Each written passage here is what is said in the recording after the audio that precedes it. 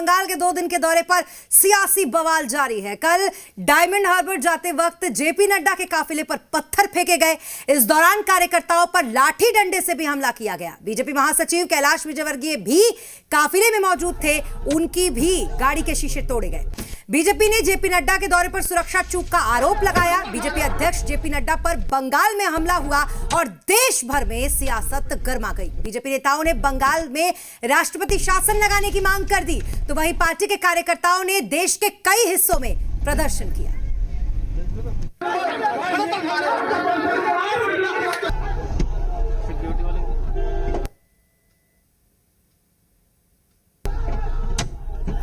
ये आपको जो तस्वीर हम दिखा रहे हैं, ये उस वक्त की तस्वीर है जिस समय ये हादसा हुआ, या यूं कहें कि ये दुर्घटना हुई। लेकिन इस दुर्घटना के बाद सियासत अपने चरम पर है। जब खुद बकायदा जेपी नड्डा ने इसको लेकर प्रेस कॉन्फ्रेंस की और उसमें तमाम बातों को उन्होंने बताते हुए कहा कि इसका अंदाजा तो हमें था कि दीदी को हमारा आना यहाँ पर अच्छा नहीं लग रहा, लेकिन इस तरीके से और सहिष्णुता बढ़ जाएगी बंगाल में, ये हमने सोचा नहीं था। लेकिन हमने तो पहले भी इंदिरा गांधी से लड़ाई लड़ी है, ये तो ममता दीदी हैं। और साथ ही उन्होंने ये भी कहा कि इस तरीके की सरकार को जनता को कैसे उखाड़ना है ये जनता को पता है। फुल सियासी माहौल और सियासी कह सकते हैं पारा गरम रहा पश्चिम बंगाल में।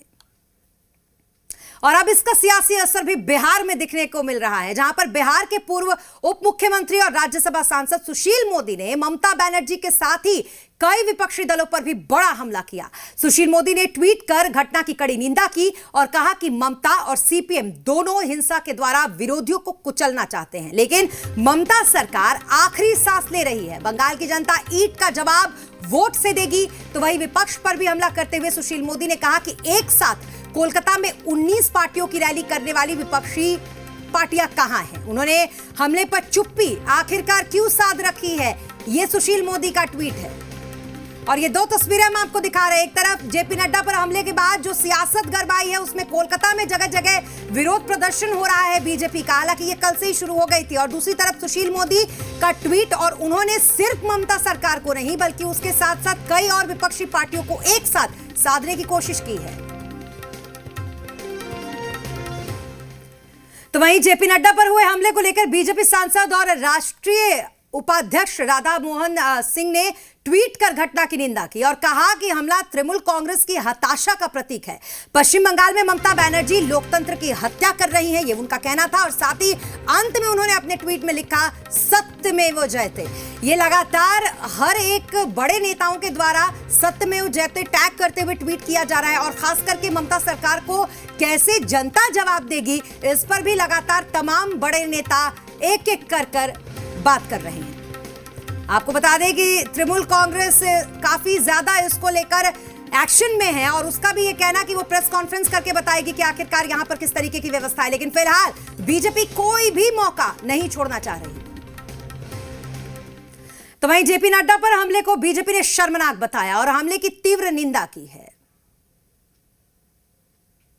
इनको जमीन अपना खिसकता दिख रहा है, इसलिए वहां के जो जिनको गवर्नर बना के रखे हैं वो कौन है, उनका व्यवहार हम लोग, उनका एक्शन हम लोग उत्तर प्रदेश में भी देखे हैं। उनके समय में क्या क्या हुआ, कैसे हुआ, संसदीय प्रणाली को चलाने की बात करते हैं।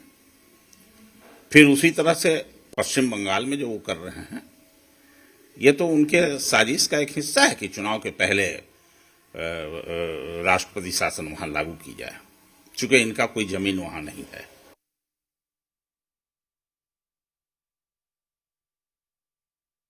जेपी नड्डा के काफिले पे जिस तरीके से हमला हुआ, सुशील मोदी ने भी इस हमले की निंदा की है। साथ ही सभी सत्ता पक्ष के लोग इस पे निंदा कर रहे हैं, लेकिन विपक्ष चुप भी है। इसको लेके भी चिंता जाहिर कर रहे हैं, क्योंकि लगता है विपक्ष को कि ये खुद से कराया हुआ हमला है, इसलिए स्वाभाविक है कि लोग चुप हैं। तो आरोप प्रत्यारोप की राजनीति चरम पर है और इस बीच जगह जगह प्रदर्शन भी हो रहे हैं, तो जगह जगह नाराजगी भी दिख रही है। आरोप प्रत्यारोप तो ट्विटर पर भी जारी है। हमारे साथ हमारे संवाददाता नवजीत जुड़ चुके हैं पटना से, इसलिए उनके पास भी चलेंगे और जानेंगे पटना में क्या कुछ हाल है, इस सियासी प्रकरण में किस तरीके की वहां पर चहलकदमी है। नवजीत, क्या कुछ वहां पर एक्शन, क्योंकि ट्विटर पे तो बहुत कुछ दिखता है, लेकिन सोशल मीडिया के बाद सड़क पर क्या दिख रहा है? देखिए, सड़क पे बीजेपी है, आज वो प्रदर्शन करने वाली है और वो दोपहर में जब जो कार्यकर्ता हैं निकलेंगे और ममता बनर्जी के पुतले फूकेंगे, तो चुनाव भले बंगाल में हो रहा हो, लेकिन जो आंदोलन है और उसका जो कह लीजिए कि एक राजनीति है, सियासी बयानबाजी है, वो बिहार में हो रहा है। तो ऐसा दिखता है, जैसे लगता हो कि बिहार में ही चुनाव हो रहे हैं। जिस तरीके से गहमागहमी, जिस तरीके से बयानबाजी बिहार के चुनाव पे हो रहे थे, ठीक वैसे ही बंगाल के चुनाव पे यहाँ भी हो रहा है। जब अब जेपी नड्डा पे हमला हो गया है, जिसे हर पार्टी और हर नेता हैं वो निंदा कर रहे हैं, एक निंदनीय बात भी है। लोकतंत्र में इस तरह की बातें नहीं होनी चाहिए। विरोध का अपना तरीका होता है, काला झंडा होता है, अपनी बात होती है, लेकिन पत्थरबाजी, रोड़ेबाजी कहीं से जायज नहीं है। तो बिहार की भी जो सियासी जो बयानबाजी है वो काफी तेज हो रही है। आरजेडी और कांग्रेस है वो एक धुर पे है।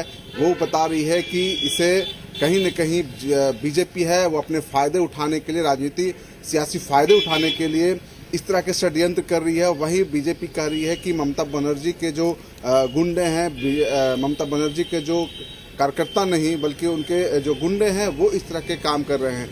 तो राजनीति का जो पारा है बिहार में वो चढ़ा हुआ है। अब देखना होगा कि दोपहर में किस तरीके से जो बीजेपी के जो कार्यकर्ता हैं वो ममता बनर्जी के पुतला फूकने के लिए निकलते हैं, और उस समय बिहार जो सरकार और जो यहाँ की जो पुलिस है, जिला प्रशासन है, वो किस तरीके का रवैया अपनाती है, क्या उन्हें सड़क पर निकलने देती है या नहीं देती है, उनका जो प्रदर्शन है वो किस तरफ जाता है, किस तरीके से जाता है, वो देखना होगा। बिल्कुल, लेकिन आमतौर पर जब ऐसा होता है कि जिस पार्टी की सरकार सत्ता में हो और उस पार्टी को अगर वहां पर ऐसे प्रदर्शन निकालने हो तो उनके लिए बड़ी सहूलतें भी होती हैं। नवजीत, आप बने रहे हमारे साथ।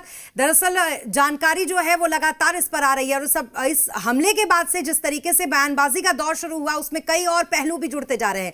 वहीं जेपी नड्डा पर जो हमले हुआ उसको बीजेपी ने शर्मनाक बताया और हमले की तीव्र निंदा की। किस तरीके से किसने क्या कुछ कहा वो भी आपको सुनवाते हैं।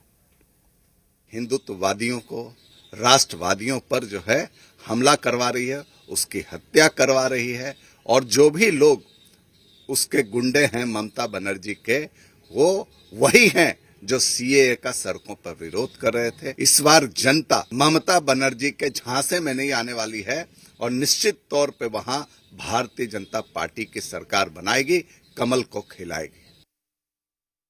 भाजपा के राष्ट्रीय अध्यक्ष जेपी नड्डा जी और बंगाल के प्रभारी कैलाश विजयवर्गीय जी के काफिले पर, जो कि कलकत्ता से डायमंड हार्बर जा रहा था, जिस प्रकार का हमला किया गया तृणमूल कांग्रेस के कार्यकर्ताओं के द्वारा, वह अशोभनीय और निंदनीय ही नहीं है, शर्मनाक है। सिद्ध करता है कि ममता बनर्जी का लोकतंत्र में कोई विश्वास नहीं रह गया है। तो ये अलग अलग बयानबाजी हमने आपको सुनाई कि जहां एक तरफ ये कहा जा रहा है कि बहुत शर्मनाक, तो एक तरफ ये कहा जा रहा है कि शर्मनाक तो है लेकिन हो सकता है कि इसमें कुछ और बात भी हो। नवजीत लगातार हमारे साथ बने हुए पटना से, और वहां पर भी जो आग बंगाल में लगी थी वो वहां भी सुलग रही है। नवजीत, इसमें एक चीज बड़ा दिलचस्प है जो सुशील मोदी ने ट्वीट कर इसमें सीपीएम को भी घेरने की कोशिश की, बाकी दलों को भी घेरने की कोशिश की। तो कहीं ना कहीं चुनाव के बाद भी जो एक गुटबंदी होती है वो बंद नहीं हुई है, ये कम से कम हम कह सकते हैं। जी बिल्कुल, देखिए जैसा कि मैंने कहा कि बंगाल का चुनाव है लेकिन सरगर्मी है, वो जो बयानबाजी है वो बिहार में हो रही है। तो ऐसा प्रतीत हो रहा है कि फिर एक बार से बिहार में ही चुनाव हो रहे हैं। सारे जो नेता हैं, चाहे आप पार्टी के ऑफिस में जाएं, किसी भी दल के आप ऑफिस में जाते हैं, तो वहाँ जो चर्चा है वो बंगाल ही है, बंगाल का चुनाव ही है। कभी एक जमाने में जब बंगाल के साथ बिहार हुआ करता था तो ठीक वैसा ही माहौल इस तरीके का दिख रहा है कि बंगाल का चुनाव है वो बिहार से हो रहा है, या फिर जो नेता के जो बयानबाजी आ रहे हैं, चाहे कांग्रेस हो, आरजेडी हो, यानी हर दल के नेता हैं वो फोकस बंगाल पे किए हुए हैं। स्थिति साफ है, बीजेपी है वो अपना जगह तलाश रही है। देखना होगा कि कितना जगह तलाश पाती है। ये आपने बहुत अच्छी बात कही। बंगाल और बिहार तो अंग्रेजों के जमाने से ही साथ साथ चलता रहा है और एक जैसी तस्वीर दोनों की रही है। तो फिर अभी तो हमारा अपना राज और अपनी